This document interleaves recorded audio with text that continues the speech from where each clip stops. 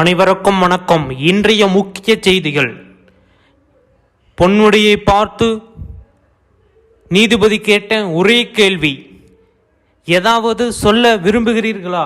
நீதிபதி கேட்ட ஒரே கேள்வி.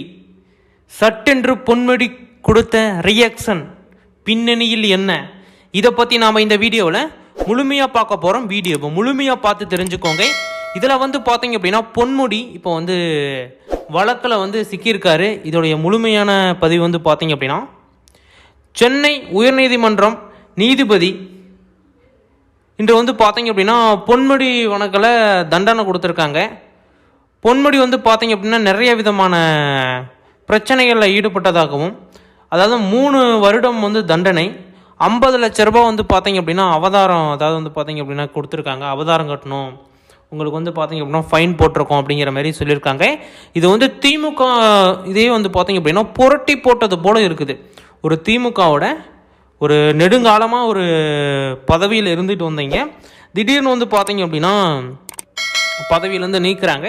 நீக்கிட்டு அந்த பொறுப்பு பார்த்தீங்க அப்படின்னா அன்பில் பொய்யாமொழிக்கு, அதாவது பார்த்தீங்கன்னா உயர்கல்வித்துறை பொறுப்பை கல்வித்துறை அமைச்சர்கிட்ட ஒப்படைக்கிறாங்க. இது பார்த்தீங்க அப்படின்னா இப்போ நடந்திருக்கு.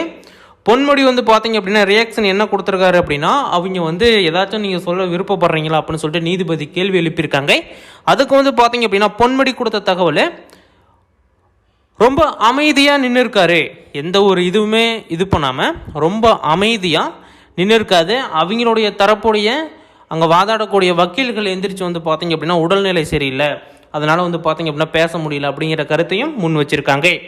அடுத்தது பார்த்தீங்க அப்படின்னா நீதிபதி ஜெயகாந்தன் பார்த்தீங்க அப்படின்னா குற்றவாளிக்கு பார்த்தீங்க அப்படின்னா வழிவிடுங்கள் அப்படின்னு சொல்லியிருக்காரு. அதாவது உள்ளே வரக்குள்ள குற்றவாளிகளுக்கு வழிவிடுங்கள் அப்படின்னு சொல்லிட்டு அவர் சொல்லியிருக்காரு.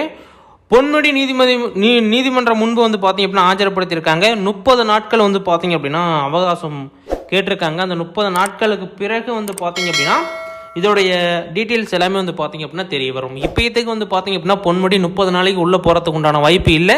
சட்டென்று முடிவு எடுத்திருக்காங்க. அடுத்தடுத்த பதிவில் அடுத்தடுத்த நியூஸில் சந்திக்கலாம். ஓகே, இந்த வீடியோ பார்த்தமைக்கு மிக்க நன்றி.